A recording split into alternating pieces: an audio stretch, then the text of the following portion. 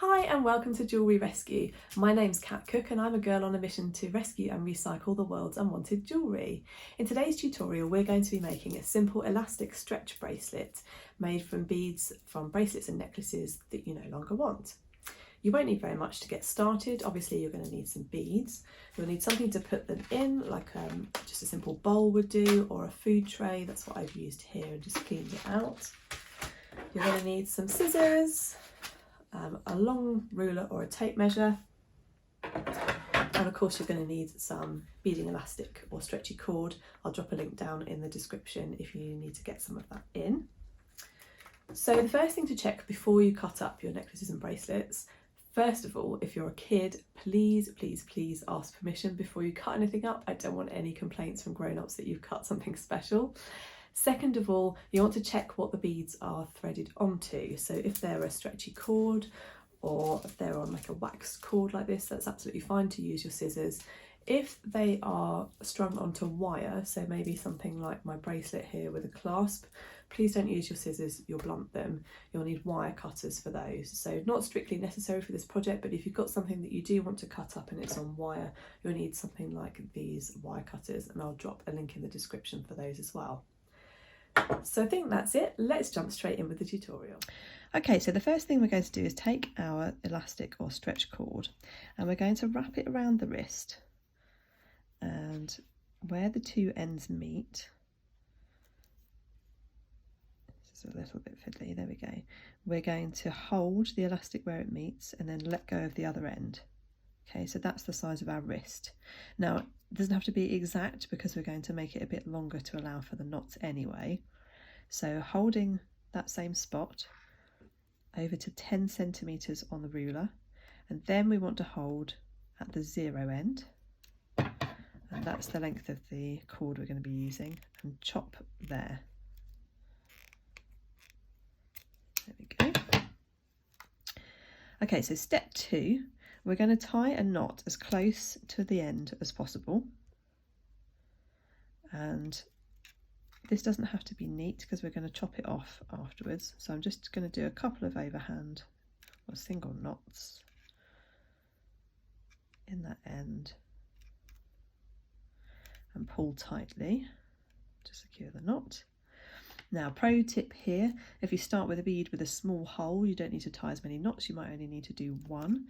If you start with a big hole bead, it's just going to fall off the end. So you have to tie more knots to get you started. So I'm going to start with a relatively small hole bead and we'll see, yep, that knot holds it there. So now you just need to string on the beads that you want until it reaches the size of your wrist. Now, you don't have to do this with random beads like I am here. If you've got a bracelet that needs fixing, so say the elastic's gone slack or it's actually popped, then you could use this same method to string up the same bracelet. You can adjust a bracelet size as well the same way. So if you had a stretch bracelet that was too big for you, you can make it smaller by taking off some beads and restringing it this way too. Kind of opens up possibilities when you know how to do this, and it's so simple.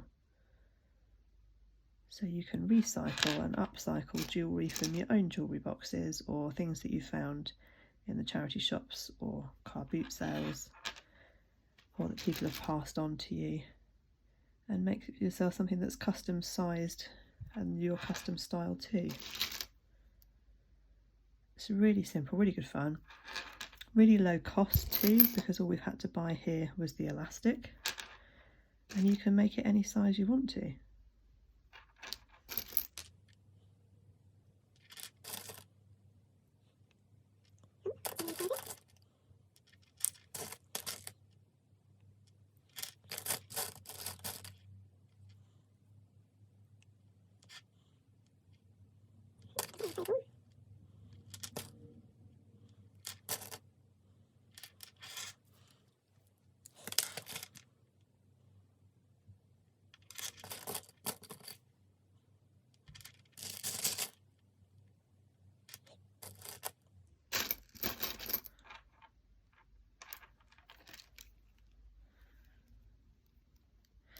Okay, once you've got it to the size of your wrist, once you've got all your beads on there, my next pro tip is that you might want to end with a bead that has a bigger hole. Now if you do this, it means that you'll be able to easily hide the knot that closes it inside that bead. Just makes it a little bit neater, but it's completely optional. Right, so we're on to step 4 now already. What you want to do is try and keep your hands quite close to the table so that you've got control. If you did accidentally drop it, then they're not going to go clattering from a great height, but hopefully that won't happen.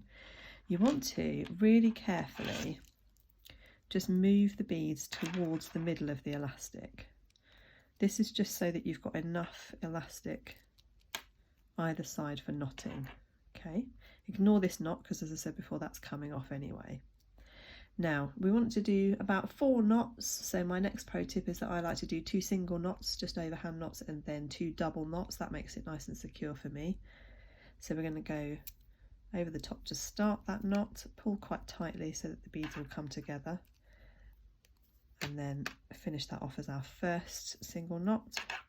And then we're going to do another single knot, again pull quite tightly. Okay, so now we're going to do the 2 double knots. We go round once and then under again. So can you see there it's wrapped around twice, and we're going to pull quite tightly, and then we're going to do that again, once underneath, twice underneath, and pull tightly. And that's our 4 knots. Okay, so let's have a look at those knots. Can you see they've gone into a little row there? So they'll be nice and easy to hide into that big hole bead if you did put that on there. We're now going to cut off those tails quite close to the knot.